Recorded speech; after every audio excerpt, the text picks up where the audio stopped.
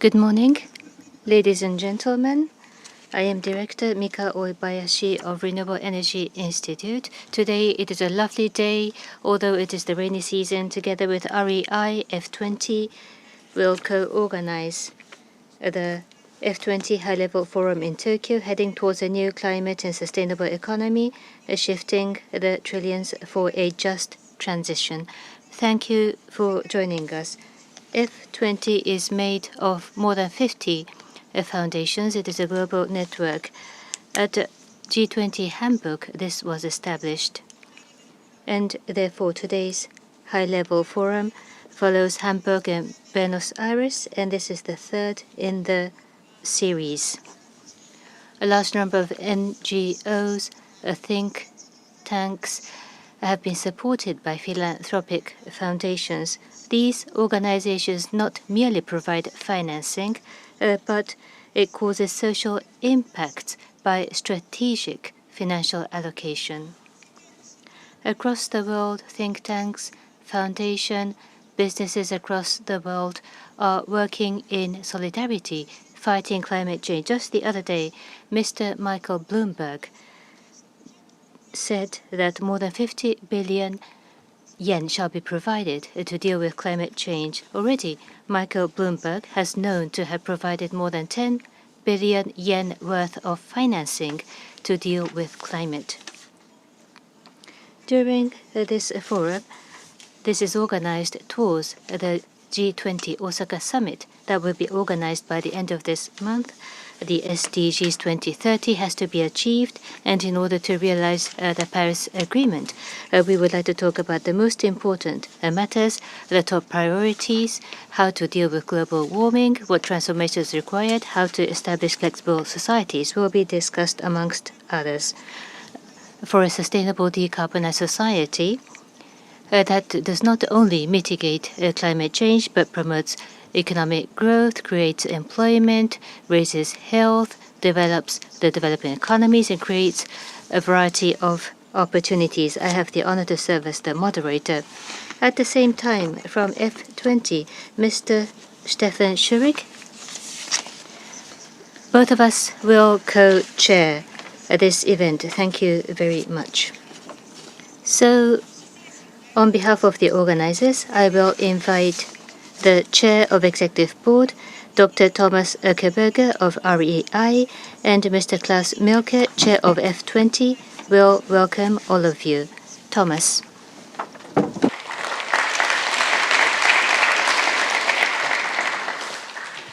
Thank you, Mika, and I would also say welcome to all of you, but even more, I would say thank you for joining us to this little but important meeting.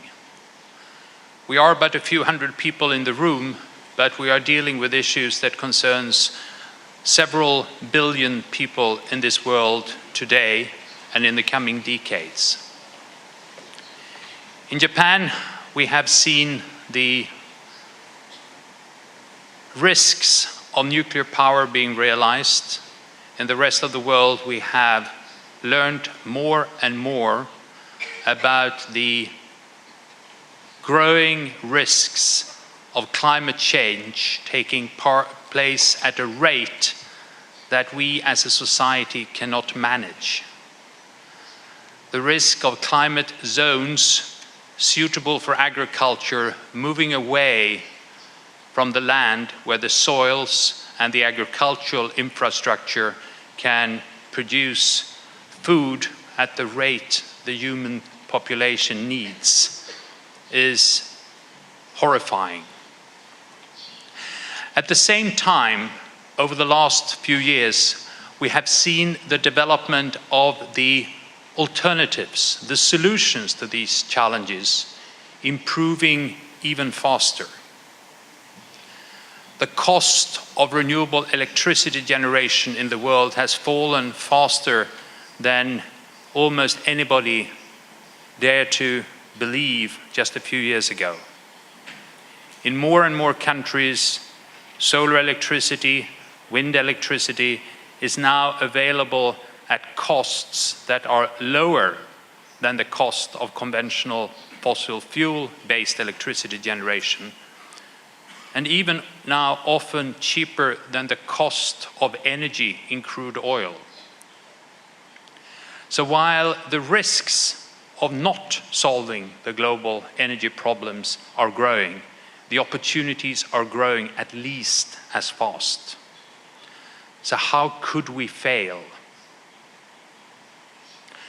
We will address during this seminar the need for global investors, managers of decisive amounts of monetary assets to shift. We need this money to invest in the alternatives, making fossil fuels not used. But at the same time, we must all be aware that this process will also render a lot of financial assets valueless. Some owners will get rid of their fossil fuel assets and their nuclear and fossil power plants and move on to the new economy. Others who owns these assets that risk to be without value if the transition away from fossil fuels succeeds, will instead try to defend their assets, trying to convince politicians and governments in this world to protect their fossil assets instead of protecting the people. That is why you are important, who are here, who take part in this debate, and who can help balance the influence from those who try to protect fossil assets. So thank you for being here. I hope that during the day we will learn more about the opportunities and the mechanisms of this important global transition that will give the opportunity for future generations to live a good life on this earth without unmanageable rapid climate change. So thank you for being here. Thank you to F20 for co-organizing this event, and let's hope that this day will be enlightening and energizing and help speed up the transition, and a transition that will make it possible for all people in this world to have a good life. Thank you.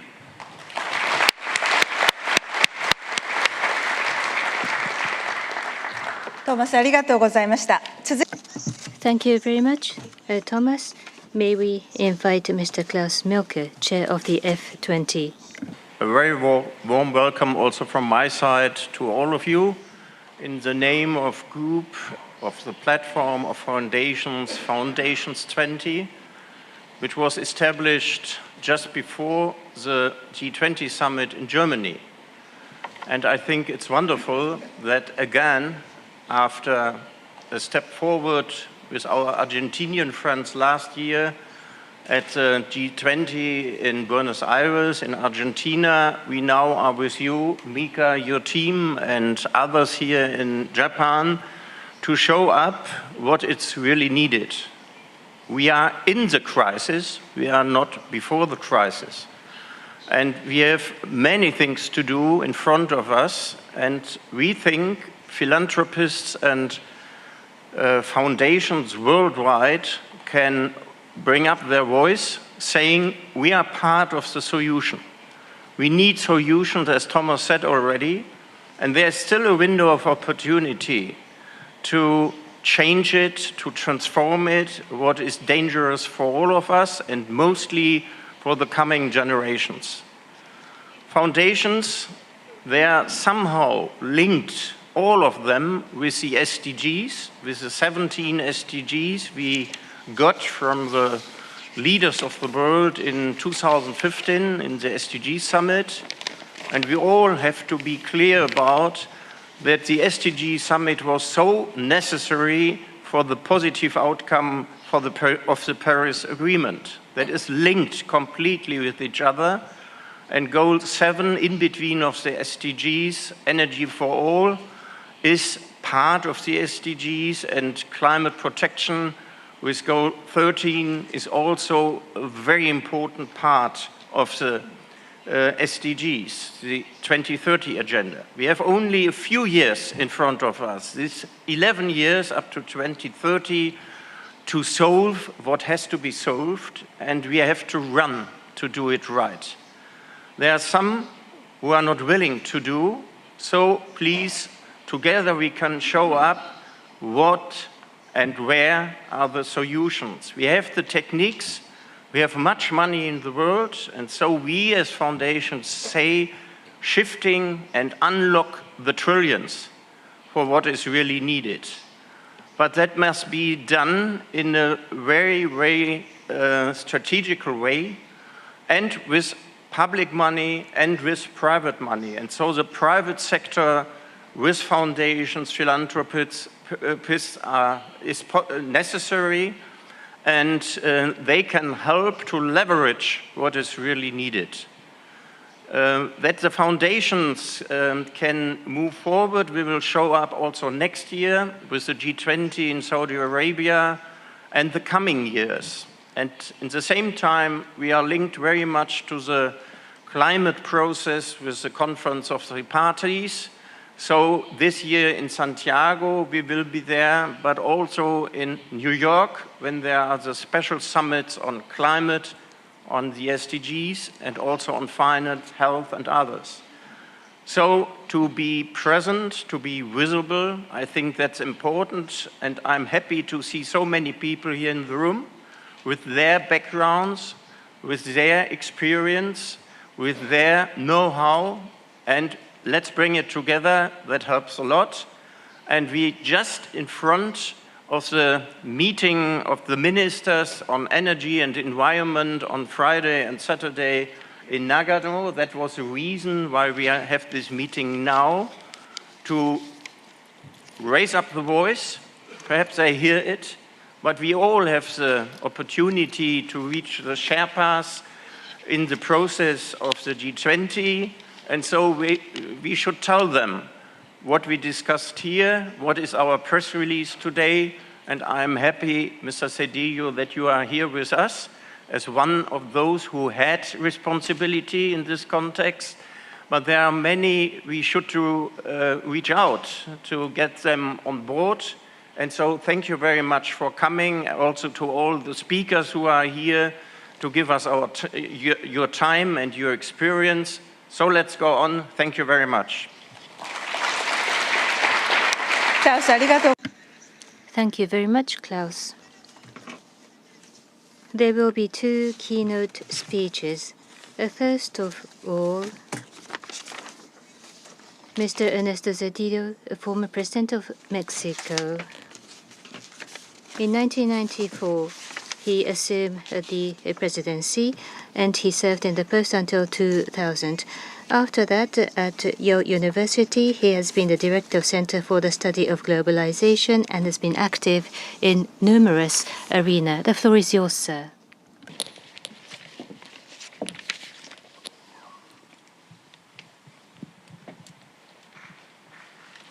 Thank you.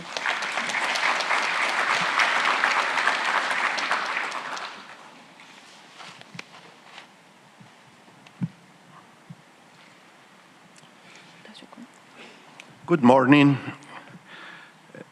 ladies and gentlemen, dear friends. I am very pleased to be part of this high-level forum of the F20. For those of us who for a long time were deeply concerned about the lack of international coordinated action to tackle climate change, a situation that frankly prevailed over the lifespan of the Kyoto Protocol, it would be tempting to look at events occurring during the last decade since the Copenhagen Accord, at least as a story of a glass half full. Notwithstanding its limitations, like being full of nuances about flexibilities, voluntarism, and non-punitive mechanisms to promote compliance, the Paris Agreement constituted a remarkable achievement of diplomatic brinkmanship, not least because, unlike its Kyoto predecessor, it committed practically all countries, in principle, to contribute effectively towards climate change mitigation. Also remarkable was that the agreement got ratified by nearly all of the subscribing countries in record time for an instrument of such high caliber. As established in the agreement, countries also submitted their nationally determined contributions, the NDCs. Very importantly, the regrettable announcement by the US government that it will withdraw from the agreement in 2020, fortunately, was not followed by similar decisions by other countries. That notification by the American administration in June 2017, in fact, gave rise to multiple reactions by American subnational governments and private actors in favor of still realizing the pledges made by the US as a whole, stemming from the Paris Agreement, in defiance of Mr. Trump's opprobrious decision. American states, cities, and businesses, rather than embrace their national government's disregard for the agreement, have made a point of reinforcing their actions to reduce emissions of greenhouse gases.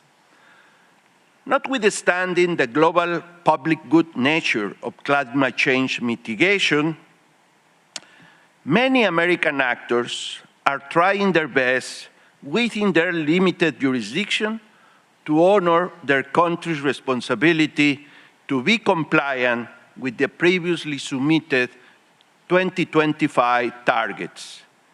Indeed, some members of this F20 have been promoters of the more than welcome response of numerous US entities to the Trump administration's repudiation of the US international obligations on climate change policy.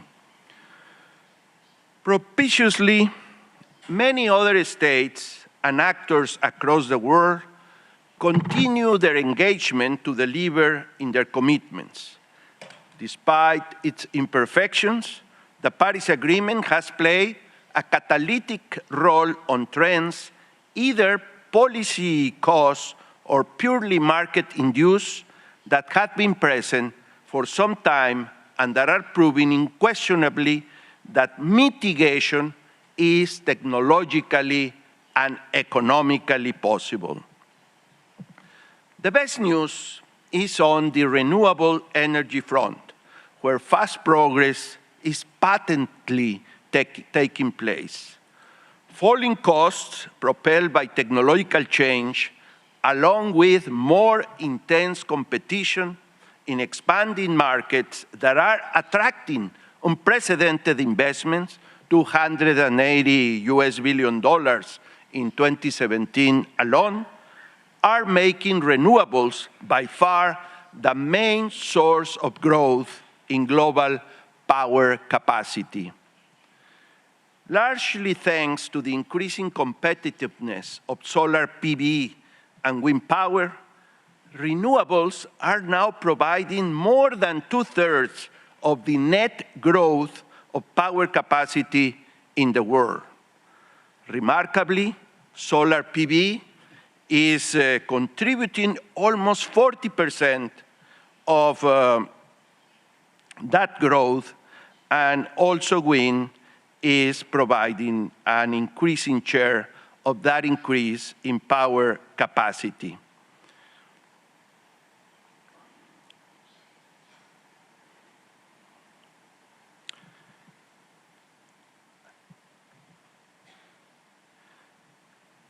Renewable energy sourcing by companies and homes, as well as stand-alone and off-grid or mini-grid systems, are also beginning to add meaningfully to installed power capacity. Energy produced in solar thermal heating systems is also starting to count among the power capacity statistics. It is especially noteworthy that investments in renewables has become larger in emerging and developing countries than in developed countries.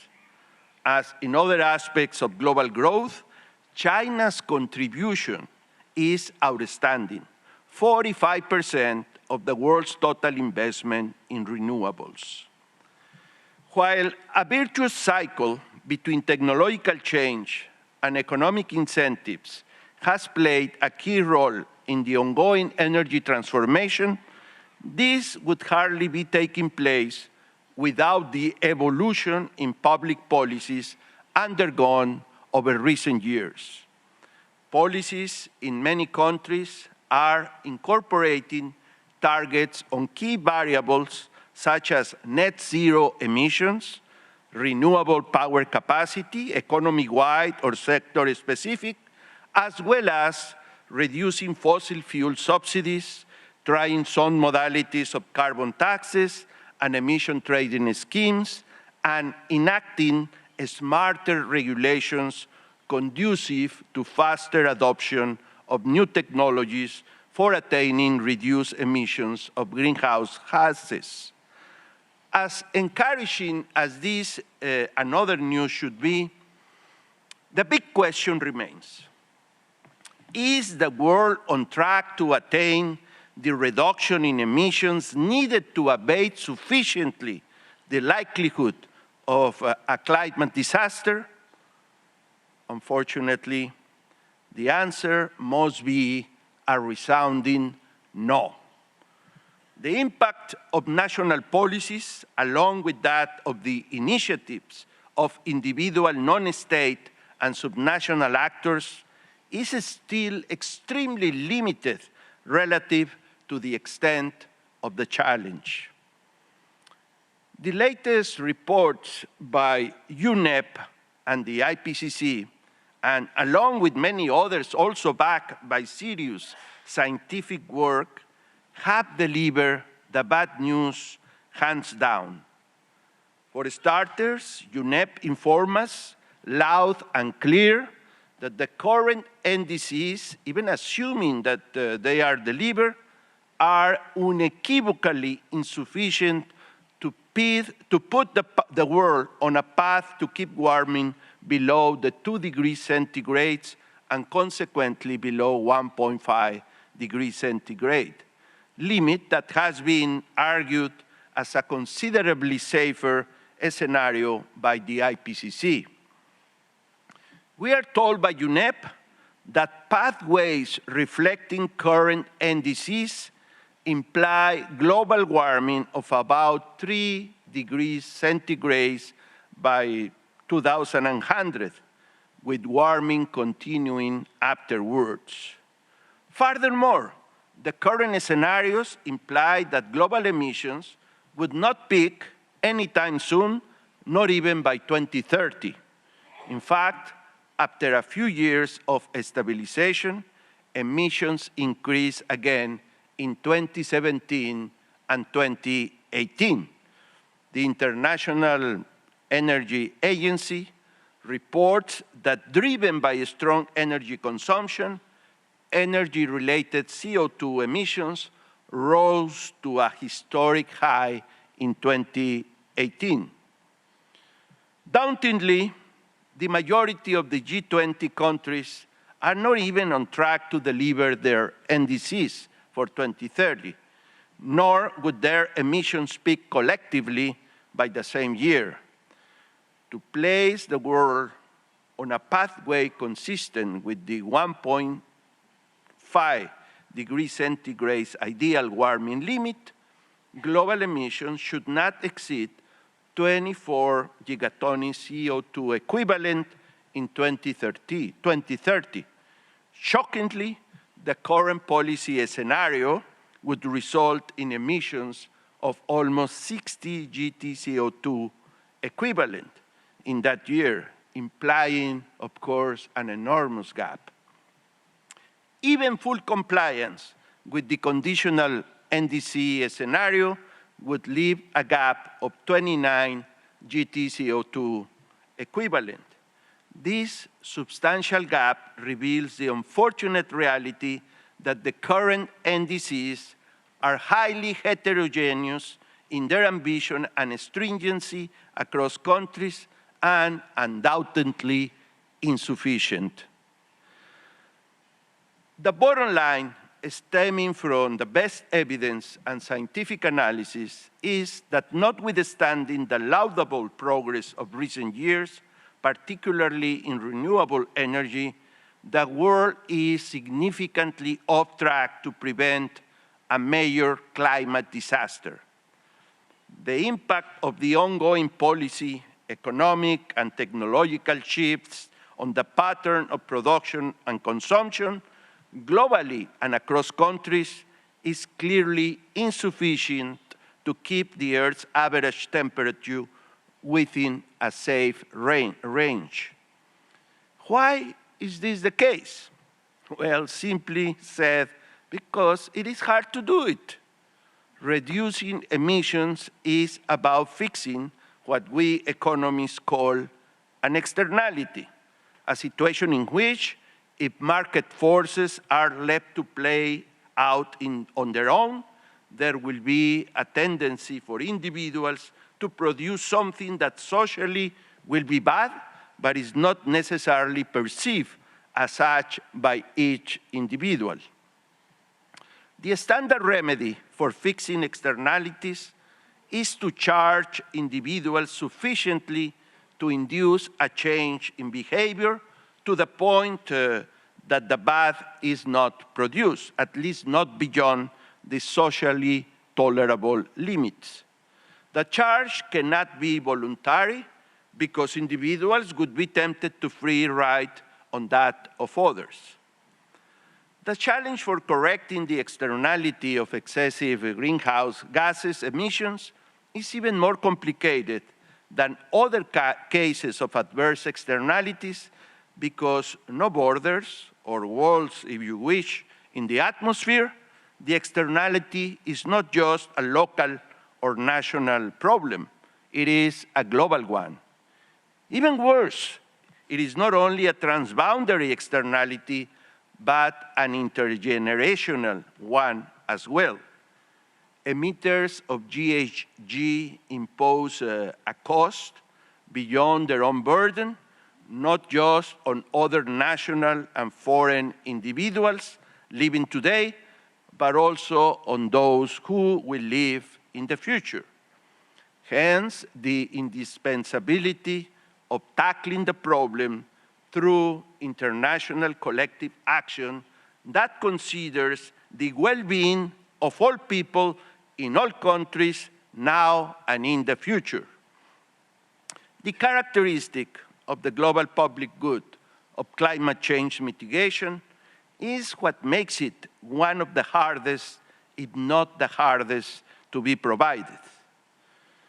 My boring reiteration to you of the basic economics of climate change is to stress the point that fixing the problem is about applying a rather old insight from my discipline.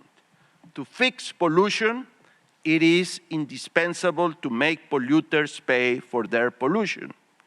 A corollary of this principle is that you should never subsidize polluters for polluting. We fail terribly on both accounts. So it is not surprising that we are extravagantly off track to prevent a climate calamity. The extent to which governments provide subsidies that ultimately cause emissions leading to climate change can be illustrated by the enormous magnitude of energy subsidies dispensed by governments all over the world. It should be obvious why energy subsidies end up having perverse consequences. They certainly drive increasing concentrations of CO2 in the atmosphere and cause other environmental damages.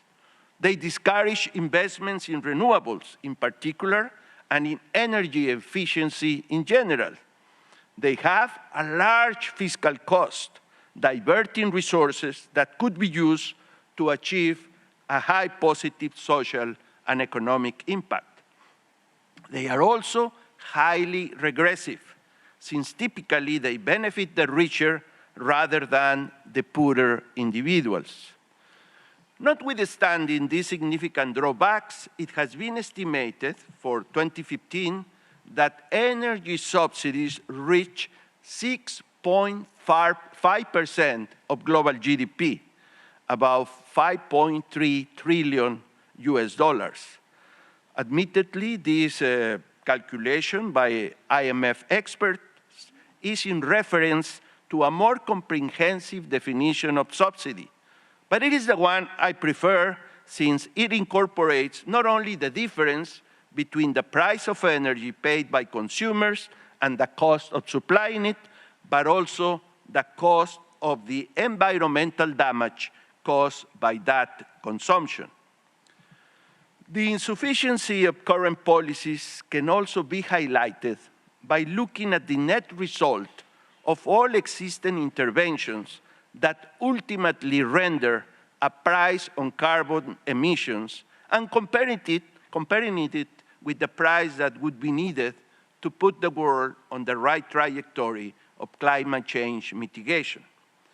At present, the current global average CO2 price is just $2 US per metric ton, which is merely a fraction of the price between $40 and $80 per ton that already would be needed and then would rise predictably over time in order to induce the shifts in patterns of production and consumption consistent with the optimal emissions and mitigation trajectory. The huge differential between the current and the required price on carbon is distressing. Pricing carbon comprehensively to reflect its true social cost is what is required to accelerate even more technological change away from hydrocarbons while incentivizing energy conservation where it is now wasted. Furthermore, the revenues from pricing carbon properly could be used to foster employment, productivity, and growth in economies across the world. It was an important achievement of the Paris Agreement to give up the explicit global cap-and-trade approach instilled in the Kyoto Protocol and thus make room for alternative ways to pursue the necessary emission trajectories. A climate mitigation agreement based on emission quotas was bound to yield not only a suboptimal emission trajectory, but also a situation in which the coalition sustaining that agreement would tend to be unstable and prone to collapse, precisely as it happened with the Kyoto Protocol. We must be mindful, however, that the spirit of the Kyoto cap-and-trade was preserved implicitly in the Paris Agreement with elements such as NDCs and the ITMOs, the International Transfer Mitigation Outcomes. We should be afraid that the NDCs progress reports due in 2020 will confirm that pledges made by countries are not only insufficient, but also fall short in most cases of full compliance.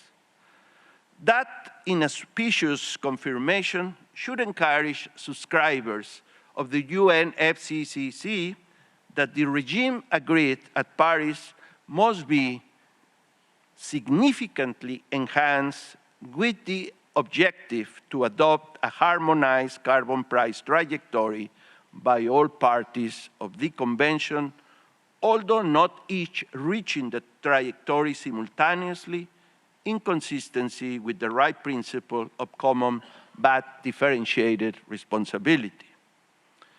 This proposition has solid intellectual underpinnings, not least in the work of one of the latest awardees of the Nobel Prize in Economics, Professor William Nordhaus of Yale University, my own university.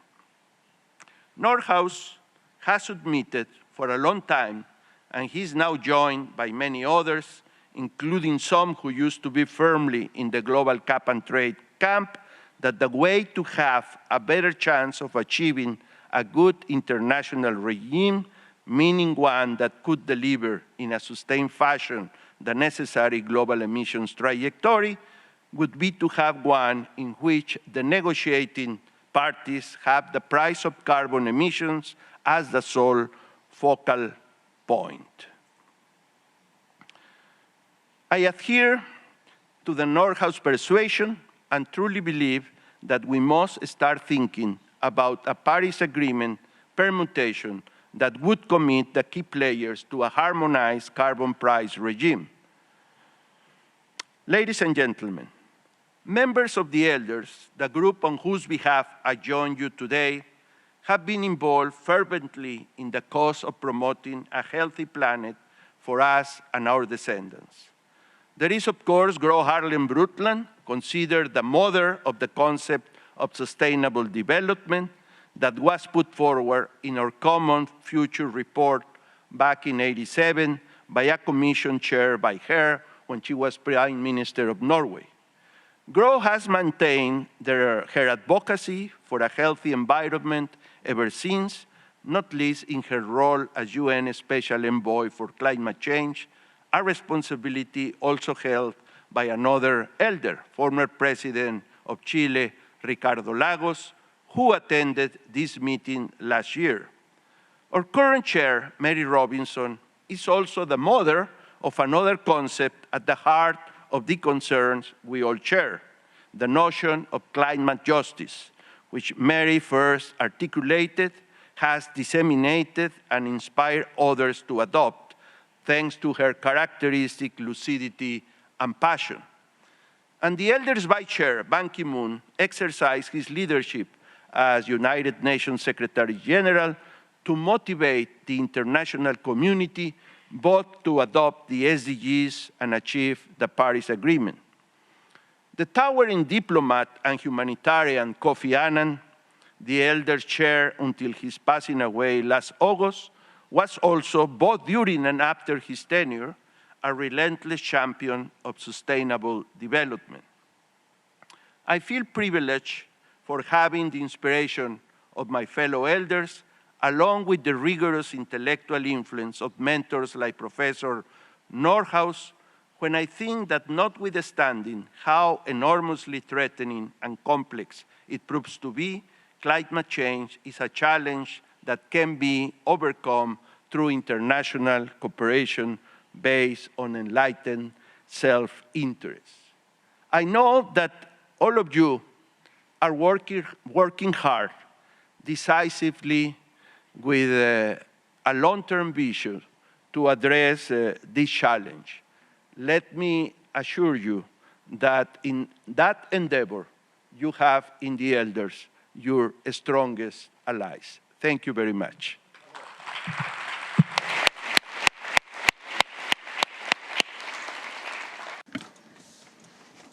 Your Excellency, Mr. President, thank you very much for your excellent contribution.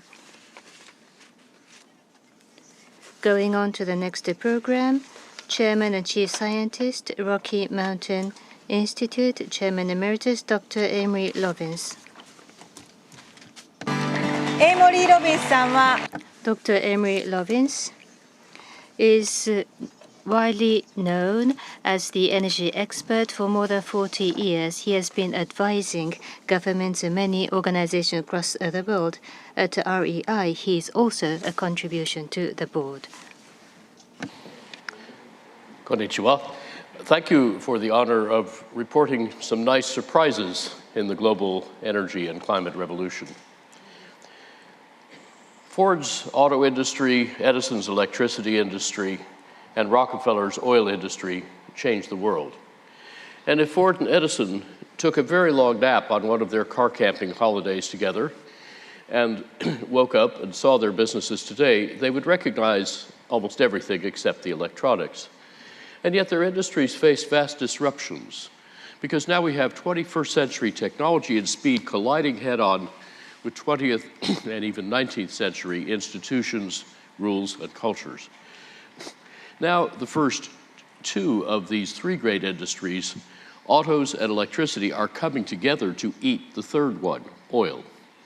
As we might imagine Ford mischievously muttering to Edison, let's see what happens when electricity replaces gasoline, and then those electric cars add flexibility and cheap distributed storage and makes batteries cheap for all, helping the grid to integrate varying solar and wind power so distributed renewables replace giant power plants and their fossil fuels. Now, the world's biggest energy source is bigger than oil. It's the energy saved since 1990, 2/3 of it by more efficient end-use technologies. If the United States' total primary energy use had kept growing in lockstep with GDP, we would have used that much energy since 1975, but instead, we cut that use in half. Meanwhile, the renewable energy output doubled, yet with 30 times less cumulative effect than the savings. And yet renewables get virtually all the headlines because they're visible, while energy is invisible, and the energy we don't use is almost unimaginable. So while about 2/3 of the world's net additions of electric capacity, as President Zedillo noted, are now renewable, the reduced energy needs, energy intensity to make $1 of GDP, those are saving about twice as much carbon each year, and their potential keeps growing. For example, around 1975, United States government and industry all said that the energy needed to make $1 of GDP could never go down. So it was heresy when a year later I said it could go down 72% in 50 years. So far, it's dropped 58% in 43 years. But just the innovations already added by 2010 can save another threefold, twice what I originally thought, and at 1/3 the real cost. Today, that looks conservative, because optimizing buildings, vehicles, and factories as whole systems, not as piles of parts, can often make very big energy savings cost less than small or no savings, turning diminishing returns into increasing returns. The evidence for that surprise is in a new peer-reviewed paper.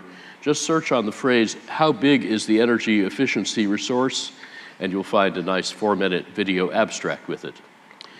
Unlike oil or copper, most of the new several-fold larger energy savings cost less than the old savings because they come not from adding more or fancier devices, but from using fewer and simpler devices, more artfully chosen, combined, timed, and sequenced. So while metal ore bodies and oil reservoirs are finite assemblages of atoms that get depleted, energy efficiency resources are infinitely expandable assemblages of ideas, depleting nothing but stupidity, a very abundant resource. Let me give you a few examples. My wife Judy and I live here, 2,200 meters up in the Colorado Rockies near Aspen, where temperatures used to dip as low as -44 Celsius. But our house does no combustion. That's so 20th century. Super insulation, ventilation, heat recovery, and big super windows insulating like 16 to 22 sheets of glass, but looking like 2, costing less than 3, together make the building 99% passive solar heated, 1% active solar, and super efficiency added less construction cost than eliminating the heating system subtracted, saving 99% of space and water heating energy, 90% of household electricity, half the water, all paid back in 10 months with 1983 technology. Today's is much better and cheaper. The central atrium, seen here in a February snowstorm, has so far produced 75 passive solar banana crops. And without needing to look like this, our helped inspire several 100,000 European passive buildings that likewise have no heating and roughly normal construction cost. This works from Old Snowmass to Bangkok, a climate range that includes nearly everyone on Earth. Wherever you live, integrative design gives many benefits from each expenditure, so this arch has 12 different functions, but it has only one cost. Such integrative design is how our Empire State Building retrofit saved 38% of its energy with a 3-year payback. But 3 years later, our cost-effective Denver retrofit saved 70%, making this half-century-old government complex more efficient than what was then the best new US office, which in turn is only half as efficient as our own all-passive, net-positive, no mechanicals office in the North American coldest climate zone. And now in southern Germany, there's a building using 3/5 less energy than ours. But all these technologies existed over a decade ago. What has mainly improved is not so much technology as design, the way we choose and combine technologies. Likewise, in muggy India, Rohan Parikh's team built 1.5 million square meters of offices that use a fifth the normal amount of energy. They cost 10 or 20% less to build, but they give superior comfort and satisfaction. Glare-free daylighting is ensured throughout by contract. If anyone complains of glare and wants blinds, the architect doesn't get paid. The Global Cooling Prize, launched by Rocky Mountain Institute, Mission Innovation, and the Government of India, will at least quintuple the efficiency of affordable window air conditioners. But good design can first displace refrigerative cooling.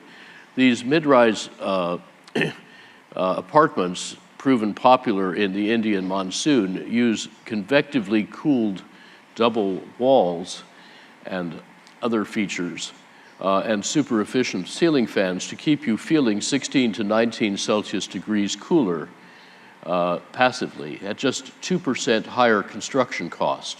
And with a few further refinements, they could deliver decent comfort with no air conditioning. Industrializing mass retrofits to net zero energy and streamlining their finance and soft costs is now getting cheap enough to finance entirely from saved energy while extending building life and improving amenity, health, and value. The whole retrofit has even been demonstrated to be installable in a single day while you're off at work. IPCC posted 5 years ago that the best European new buildings and retrofits, on the left and on the right, can save up to at least 90% of their energy without significantly higher unit cost. And the big vertical cost scatter shows the business opportunity in conforming the inferior projects to best practice, because whatever exists is possible.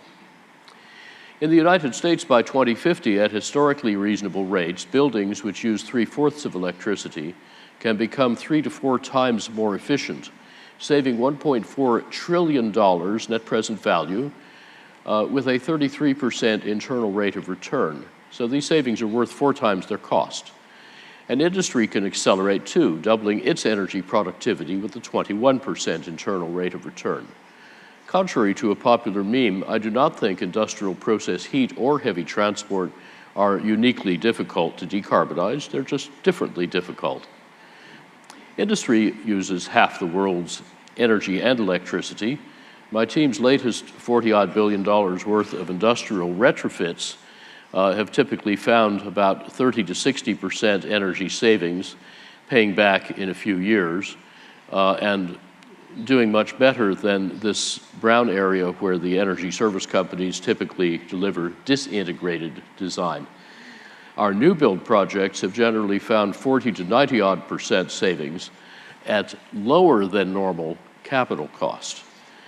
These better results come from rethinking industrial processes while redesigning basic elements like pump, fan, and motor systems. Better pipe and duct design, saving about 80 or 90% of friction, could, if fully deployed, save roughly half the world's coal-fired electricity with extremely juicy returns. And yet this remains largely unnoticed and unpracticed because it's not a technology, it's a design method.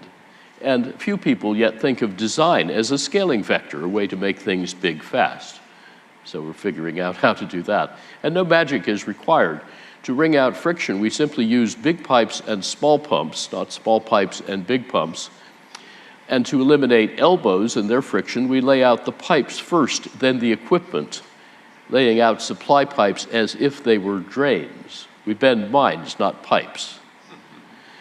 Thus, our colleague Peter Rumsey's retrofit of the Oakland Museum's condenser water cooling loop cut its pumping energy by 3/4 with a 2 or 3 month payback, and it eliminated 15 pumps that will never again waste energy and maintenance costs. Then repiping the chilled water loop and adding variable frequency drives doubled the flow and saved 85% of the energy. So what does such savings mean for the 3/5 of global electricity that's used in motors, have to run pumps and fans? Well, in a typical pumping system, from the fuel burned at the power plant, there are so many compounding losses that only 1/10 of the fuel energy comes out the pipe as flow. But now turn those compounding losses around backwards from right to left, and they become compounding savings. And every unit of flow or friction you save in the pipe saves 10 units of fuel cost, pollution, and global weirding at the power plant. And as you go back upstream, the components become smaller and cheaper, so the total capital cost goes down. Thus, we can make the drive systems 80 or 90% smaller and at least twice as efficient by a whole system retrofit, using not just the usual 2 improvements, but 35, of which 28 are free byproducts of the first 7, saving several-fold more energy at about 1/5 the unit cost. What about automobiles, our biggest oil burner? Most of the energy needed to move them is caused by their weight. And each unit of energy saved at the wheel saves another another 4 or 5 units that we don't need to waste getting into the wheels. So that leverages 5 or 6 units of fuel savings back at the tank. Removing weight and drag speeds electrification of cars, and we should do both. But how? Well, taking a kilogram out of an airplane saves about $2,000 worth of fuel in present value. So some planes are now made half out of very light, strong carbon fiber composites. But automaking would need about 1,000 times higher volume and lower cost than aerospace. And that gap seemed unbridgeable until the early 90s, when the Lockheed Martin Skunk Works designed a 95% carbon fiber advanced tactical fighter plane airframe that was 1/3 lighter but 2/3 cheaper than the 72% metal predecessor. I hired that engineer to lead 19 years ago the complete virtual design with 2 Tier 1 engineering firms of something that I'd invented 9 years earlier in the form of this 4 to 6-fold more efficient carbon fiber hybrid SUV. 7 years later, our shared design methods helped Toyota create a 70% lighter concept plug-in hybrid car. 6 years after that, BMW launched mid-volume production of this carbon fiber electric 4-seater, more about that in a minute. Carbon fiber hypercars made at normal cost by our simplified methods could save far more oil than Saudi Arabia lifts. And our manufacturing technology now in the supply chain can make a complex 2x2 meter carbon fiber part in 1 minute. Even aluminum fleet vans, like this 1-ton lightened hybrid that we developed and road tested 9 years ago, could raise fuel efficiency 3 to 12-fold and need no subsidy. Now back to that carbon fiber electric car. I just mentioned, it proved that ultralighting can be cost-effective even at 2013 carbon fiber prices. It reportedly made money from the first unit off the assembly line. The US auto industry's top cost wizard, normally rather understated, called it the most significant vehicle since Ford's Model T and the most advanced vehicle on the planet. And its carbon fiber is paid for by the batteries that its lightness saves, and then fewer batteries mean faster recharging. The lightness offsets both the cost and the weight of the batteries, and then its integrative design compounds saved weight far more than other automakers had assumed. The manufacturing is radically frugal. It eliminates the conventional body and paint shops, and it's much better for the workers. And overlooked synergies between ultralight materials and electric traction quadruple its efficiency without compromise and with many driver advantages. So this car's radically simplified design validated the benefits we'd been claiming in the 90s, and I'm really enjoying driving my first hypercar. In heavy vehicles, we helped Walmart's truck fleet save half its fuel per case in a decade, including smarter logistics. But better technology alone can profitably make US trucks at least 3 times more efficient, and airplanes 3 to 5 times more efficient, like these now decade-old designs from Boeing, NASA, and MIT.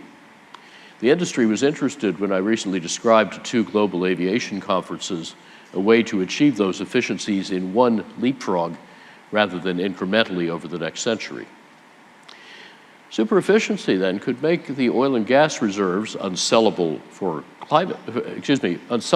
competitive reasons, even bigger than the reserves that are unburnable for climate reasons, putting oil owners more at risk for market competition than from climate regulation. The cost of getting US automobiles completely off oil has fallen from $18 per saved barrel 7 years ago to less than $10 today, heading below zero in the next 6 years. So oil is becoming uncompetitive even at low prices before it becomes unavailable even at high prices. Electricity too.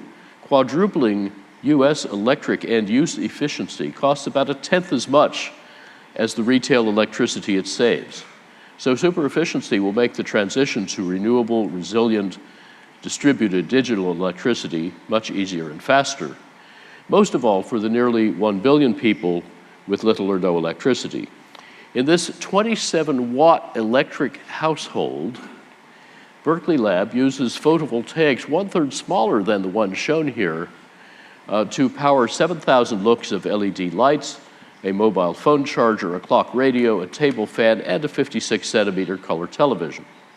Their high efficiencies cut the total capital cost by half, empowering twice as many off-grid families for the same money and enabling cheap and highly reliable DC solar microgrids. And if you invest things that save electricity rather than supplying more, you will need roughly 1,000-fold less capital and you'll recover it 10 times faster. Multiply intensity times velocity, and you need about 10,000 times less capital for the most capital-intensive sector, electricity, which devours 1/4 of global development capital. Freeing up that capital to fund other development needs is the biggest macroeconomic lever we know for development. Just buy negawatts whenever they're cheaper than megawatts and reward providers for reducing bills, not just for selling more energy. Now, with electricity as with fuels, both technology and design are moving efficiency into fast forward. Prior lighting improvements are being swept away as LEDs in each decade get 30 times more efficient, 20 times brighter, 10 times cheaper. What else changes that fast? The rest of the energy transformation, modern renewables. LEDs backwards are PVs, photovoltaics, and they're now less capital intensive than Arctic oil. Their price's meteorite strike has brought solar and now also wind power in aqua to prices below the dashed lines, the cost of fossil fuels fed into US power stations, often making old coal, gas, and nuclear plants uneconomic just to run. But the electricity transformation is much bigger. We're shifting from molecules and atoms to bits and packets, from hardware to software, from hierarchies to networks.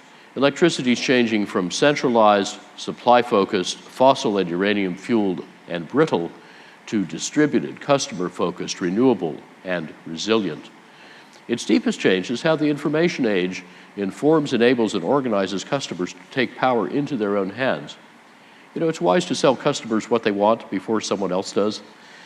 And customers now are figuring out that they can buy fewer electrons, use them more productively and more timely, produce their own, and even trade them with each other.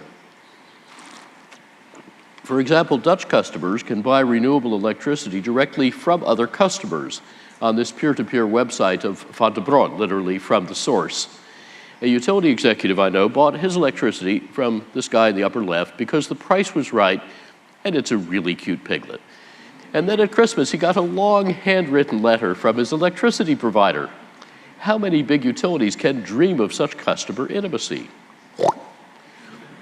Indeed, powerful disruptors are converging on the electricity industry from at least 8 directions. These 8 pack-men of the apocalypse don't just add, they exponentiate. They're not lone wolves, they hunt in packs, they multiply quickly. They can gobble half of utility revenues in the 2020s. So together, they're quickly creating an alien competitive landscape, even as more pac-men are coming over the hill. In the world electricity market, renewables in green are taking over. Modern renewables, without big hydro, passed nuclear production in 2016. They quietly passed 1 trillion watts of installed capacity in 2017. That first 1 trillion watts took 15 years. The next 1 trillion watts is set to take about 4 years, with most made and nearly half bought by China, as President Cedillo mentioned. And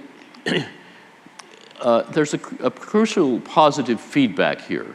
When renewables get cheaper, we buy more, so they get cheaper, so we buy more. Such increasing returns make most models blow up and keep outrunning forecasters. As in these forecast fans from the International Energy Agency raised 6-fold for wind and 23-fold for photovoltaics, and yet always short of reality. Solar capacity is now 50 times the original forecast, and it's adding more capacity each year than all fossil fuel generators combined.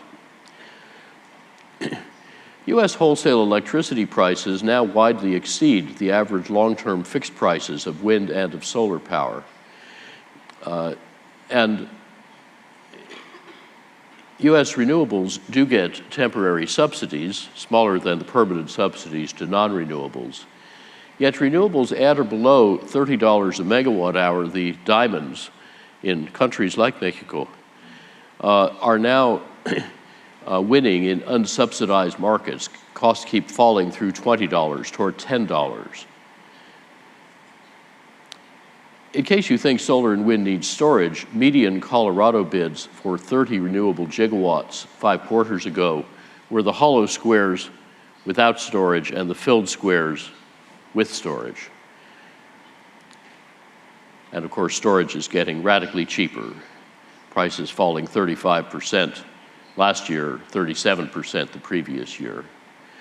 And modern renewables scale up in a fundamentally different way. We used to build giant cathedral-like power plants, each costing billions of dollars, taking many years to license to build. But now each year, similar investment can build a factory that produces each year thereafter enough solar cells to produce each year thereafter as much electricity as your cathedral will make. And that's why solar is scaling faster than cell phones. Solar and wind power output vary, but at least as predictably as demand. Reliably integrating them into the grid is no harder, and it's probably cheaper than backing up intermittent thermal power plants. Consider the difficult case of Texas, whose grid has no big hydro dams and is not connected to the rest of the United States. A 2050 summer week's expected loads can become smaller and cheaper with profitable efficiency. Then we can meet 86% of the annual needs with wind and solar power, the other 14% with dispatchable renewables, but it doesn't yet match the load shape very well. So let's take the surpluses and put them into 2 kinds of distributed storage worth buying anyway: ice storage, air conditioning, and smart charging and discharging of electric cars. We can then get back that distributed storage when needed, fill the last gaps with unobtrusively flexible demand, and now we have 100% renewable supply every hour of the year with only 5% left over, and therefore excellent economics even at today's prices. Some grid operators do such choreography today. There are 4 European countries with modest or no hydropower meeting about half to 2/3 of their electricity needs from renewables, adding no bulk storage and with superior reliability, for Denmark and Germany 10 times as good as the United States. So as my colleague Clay Stranger says, the operators have learned to run these grids the way a conductor leads a symphony orchestra. No instrument plays all the time, but together the ensemble continuously makes beautiful music. That's because we have not just one way, bulk storage in Magenta, but about 10 ways to make the grid reliable, flexible, and renewable, sketched here in order of increasing costs. Your actual costs will vary, but bulk storage comes last, not first. So we needn't wait for a storage miracle, though some are emerging, and the market isn't waiting. Grid integration gets even easier with a lot of battery electric cars and smart charging. Last year, China sold more electric vehicles than the world sold the previous year. Next year, the world will have over 200 models. That's because of, and it causes, plummeting battery prices. And now countries like India, Germany, automakers like Volkswagen, Ford, GM have such ambitious EV targets that if the grid did need cheap batteries, we'd have them a decade sooner than expected. Most forecasts of EV use may well be conservative. In fact, within about 5 or 6 years, EVs will cost no more to buy than today's gasoline autos. Abundant cheap batteries imply distributed solar everywhere, gas industry distress, the end of thermal power plants, vast distributed storage and demand flexibility, and perhaps much of the grid's becoming a stranded asset like phone company copper. This prospect gives utility executives nightmares and venture capitalists sweet dreams. Meanwhile, efficient and electric autos are morphing from pigs, personal internal combustion gasoline steel-dominated vehicles, to SEALs, shareable electric autonomous lightweight service vehicles. And these two changes in technology and three in business model are all simultaneous, mutually reinforcing, vigorously in play, radically sped up by India and China. And meanwhile, the rules are changing. In 2010, nearly half the world's cars were sold in China, where only 5% of people owned one, and yet this 100-kilometer traffic jam took 12 days to unsnarl. Building roads causes traffic, so politicians are changing the rules to ensure that drivers get what they pay for what they get. Non-automotive mobility is improving too, and urban design is changing from arterial to capillary networks, integrating and distributing where people live, work, shop, and play, so people needn't travel far more by car. And that means 2/3 less driving, 1/3 less concrete, a much better life, and using very little oil. Assembling all these opportunities, our 2011 business book, Reinventing Fire, rigorously showed how to triple efficiency and quintuple renewables by 2050, needing no oil, coal, or nuclear energy, and at least 1/3 less natural gas, while saving $5 trillion, growing the economy 2.6-fold, strengthening national security, and cutting fossil carbon emissions 82 to 86%, yet needing no new inventions, no acts of Congress, but with smart city and state policies led by business for profit. And the first 8 years of this 40-year journey are nicely on track, green actual versus blue proposed, because the private sector smells the $5 trillion on the table. That's just what should be happening. These best buys are also the most effective solutions to big global problems that hazard every country's security and prosperity. And if you like any of these outcomes, you can support the transition without having to like every outcome or agree which outcome is most important. Focusing on outcomes, not motives, can turn gridlock and conflict into a unifying solution to our common energy challenge. So stimulated by those US findings, at the G20 3 years ago, the Energy Research Institute of China's National Development and Reform Commission published its roadmap for China's energy revolution, and it details how China can save over $3 trillion, shift 2/3 off fossil fuels, use energy 7 times more productively, carbon 13 times more productively. This roadmap strongly informed the 13th five-year plan, whose energy authors were our steering committee. Extrapolating these on-track US, adopted Chinese, and similar European findings to the other half of the world could achieve the Paris Agreement's 2-degree target with $18 trillion lower cost. Reinvesting in natural systems carbon removal could then get to 1.5 degrees, with trillions of dollars left over, huge progress on the Sustainable Development Goals, and making climate protection not costly but profitable should also simplify the politics. Let me end with 3 very quick comments. Under these hyper-competitive forces, markets can flip with breathtaking speed. As Tony Seva's archival photos show, look down Fifth Avenue in New York in 1900 and you have to look hard for the first car.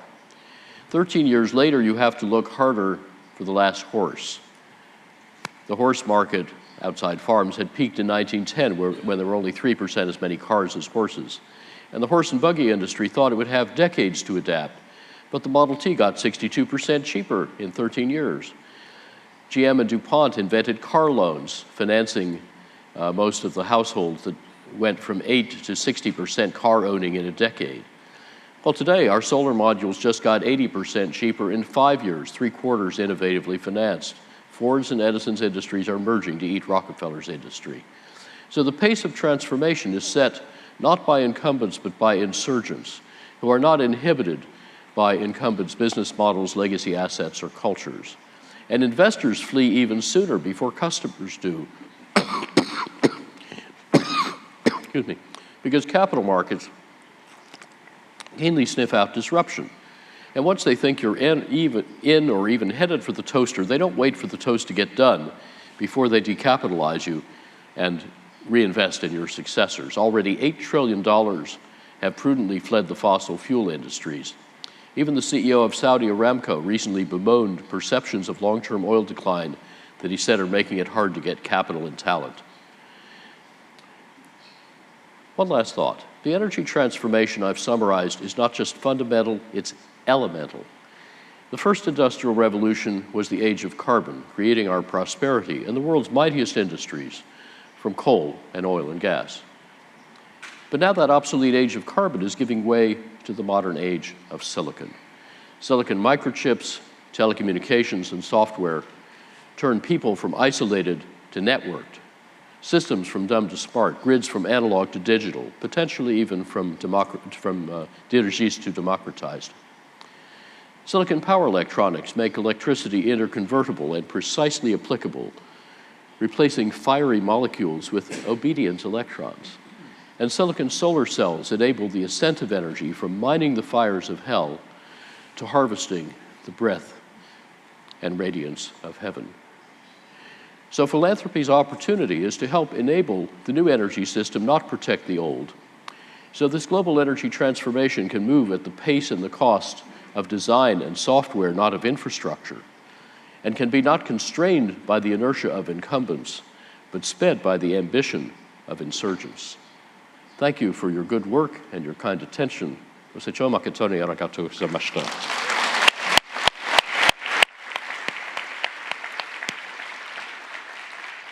Emery, 大変素晴らしいプレゼン。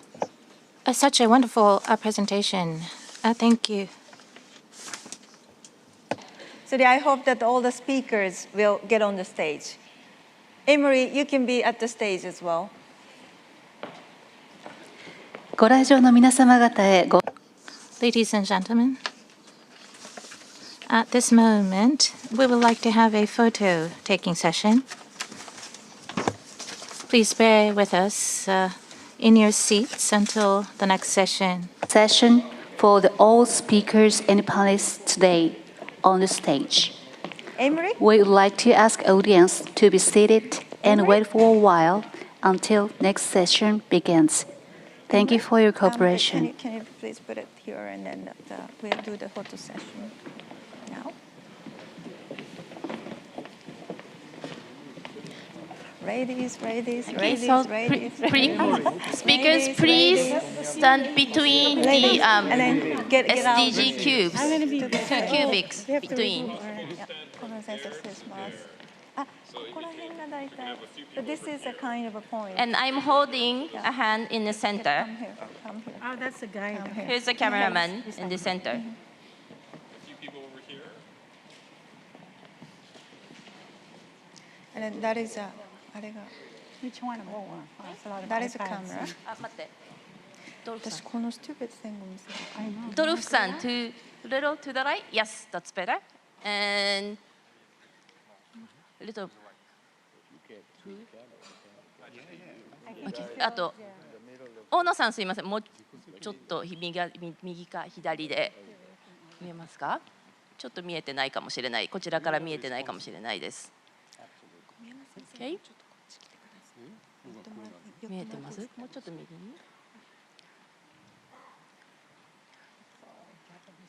多分。Do you have everybody? Do you see? Is it finished?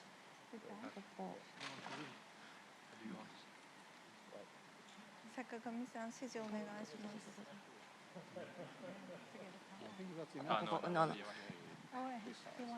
すみません。大野さんがちょっと見えないかな。どっか場所。Maybe switch with Stefan? And on, yeah, next to Mr. Constantino? Yes. こっち、もうちょっとだけこっち。Yes.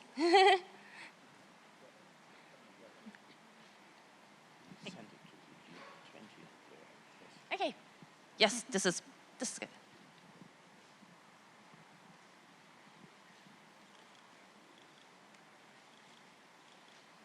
大丈夫ですか？Okay, thank you very much. Thank you.